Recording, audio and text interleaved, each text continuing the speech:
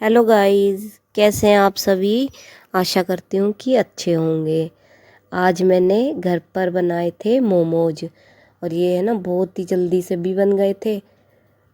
सबसे पहले मैंने 1 कप मैदा ले लिया था और मैदा में कुछ भी ऐड नहीं करना है, सिर्फ मैदा को पानी से लगाना है और यहाँ पे टाइट लगाना है, एकदम नरम नहीं लगाना। फिर मैंने इसको ढक के साइड में रख दिया था। अब मैंने यहाँ पे आधा पत्ता गोभी ले ली थी और 1 गाजर ली थी और मीडियम साइज़ की प्याज ले ली थी। फिर मैंने उसको चॉपर में चॉप कर लिया था। पहले मैंने पत्ता गोभी चॉप की, फिर उसके बाद मैंने प्याज और गाजर को भी चॉपर में चॉप कर लिया था। फिर उसके बाद मैंने इनको सारी सब्जियों को एक बर्तन में निकाल लिया था। निकालने के बाद फिर यहाँ पे मैंने इसमें ऐड किया नमक। और नमक है ना, अब आप इसी में ही डाल लेना स्वाद अनुसार, बाद में नहीं डालना है। फिर मैंने इसको नमक को लगा के अच्छे से इसको साइड में रख दिया था। उसके बाद मैंने यहाँ पे 3 टमाटर लिए थे। अब हम अपनी चटनी की तैयारी कर रहे हैं, मोमोज वाली चटनी की। 3 मैंने टमाटर ले लिए थे मीडियम साइज़ के और एक पूरी लहसुन की गांठ ले ली थी और आधा इंच अदरक का टुकड़ा ले लिया था। फिर उसके बाद मैंने एक पत्ता गोभी का एक टुकड़ा भी लिया था। जब ये पानी हमारा गर्म हो गया था, गैस पे रखा मैंने, गर्म हो गया, उसके बाद मैंने इसमें पत्ता गोभी और जो हमारे टमाटर थे वो और आधा इंच अदरक का टुकड़ा और 5 से 7 लाल मिर्ची। और हाँ, अगर आपके पास कश्मीरी लाल मिर्ची नहीं है ना तो आप बाद में पाउडर भी डाल सकते हो।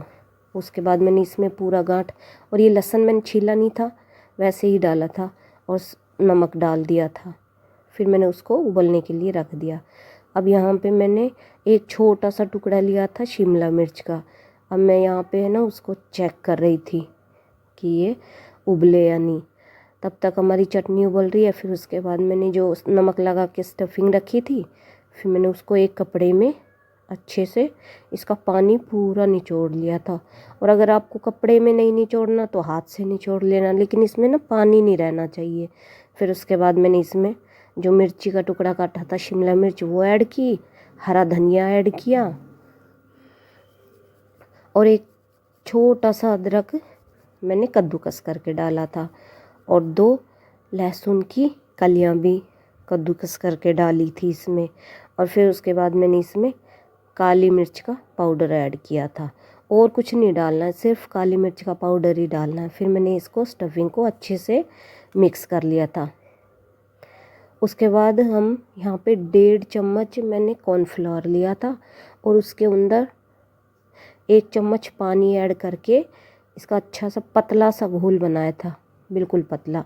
और फिर वो जो हमारी चटनी थी मैंने उसके अंदर डाल दिया था। इससे ना इसका फ्लेवर बहुत अच्छा आता है।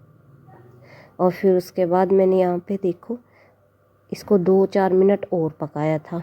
फिर मैंने यहाँ पर हमारा आटा निकाल लिया था जो हमने लगा के रखा। इसको है ना 2 मिनट तक और अच्छे से मसलना है ताकि ये चिकना हो जाए। और चिकना होने के बाद फिर हम इसकी छोटी छोटी लोइयाँ तोड़ लेंगे, मतलब बिल्कुल छोटी छोटी तोड़नी है, ज़्यादा बड़ी नहीं तोड़नी, क्योंकि ये मैदा है तो फिर इसको बनने में ये कच्चा भी रह जाता है ना, इसलिए। फिर उसके ऊपर मैंने लोई बना के गोल गोल करके थोड़ा सा ऑयल डाला था और ऑयल को अच्छे से मिक्स करके फिर उसके ऊपर थोड़ी सी मैदा डाली। मैदा डाल के फिर मैंने इसको अच्छे से मिला लिया था ताकि मैदा की कोटिंग इस पे हो जाए। फिर उसके बाद मैंने यहाँ पे अपने मोमोज़ बेलना शुरू कर दिए थे और ये ज़्यादा बड़े भी नहीं बेले थे और ना ही ज़्यादा छोटे थे, आपकी मर्जी है, वैसे आप जितना साइज़ का बेलना चाहो। फिर मैंने यहाँ पे 5 से 6 मोमोज़ बना के बेल के रख लिए और एक साथ नहीं बेलने हैं, नहीं तो ना ये सूख जाते हैं और सूखने के बाद फिर ना तो ये बनते हैं और ना ही पकेंगे। इसलिए जितना आपके स्टीमर में आते हैं ना सिर्फ उतने ही तैयार करने हैं। अब यहाँ पे मैंने अपने अकॉर्डिंग मैंने इसको जो शेप देनी थी अपने मन से वो मैंने दे दी। और आप इसको गोल शेप देना चाहो या लंबी देना चाहो, मतलब वो आपकी मर्जी है, आपको जैसी भी देनी है। फिर यहाँ पे मैंने इसको स्टफिंग को इसके अंदर भर के और सारे मोमोज़ को रख लिया था एक साइड में। फिर मैंने यहाँ पे कुकर चढ़ा दिया था, इडली वाला कुकर। फिर इसी में एक पानी का गिलास डाल के और उसको गर्म होने के लिए रख दिया। और फिर यहाँ पे मैंने एक कागज़ बिछाया इसके स्टीमर के ऊपर, और फिर मैंने यहाँ अपने जो मोमोज़ तैयार किए थे, और यहाँ पे मैं बिल्कुल हल्का सा ना इस पर ऑयल लगा रही हूँ, बिल्कुल हल्का सा, ताकि ये चिपके ना आपस में। फिर हमारा पानी गर्म हो गया तो मैंने स्टीमर में इसको रख दिया और फिर ढक दिया था। ढक के इससे 15 से 20 मिनट के लिए रखना है। इसके बाद हमारी चटनी बन गई थी, उसको मैंने मिक्सी के जार में डाला और पीस लिया था। अभी एकदम चटनी तैयार हो गई थी हमारी पीस के। और हाँ, आप इसमें है ना 2 चम्मच टमाटो केचप भी डालना, ताकि है ना इसका जो खट्टापन है ना वो बैलेंस हो जाए, ताकि तीखी भी ना लगे। और आधा छोटा चम्मच विनेगर का डालना, क्योंकि अगर आपको ये चटनी स्टोर करके रखनी है ना तो आप इसको 10 दिन 15 दिन, मतलब आपकी मर्जी। आप हमारे मोमोज़ तैयार।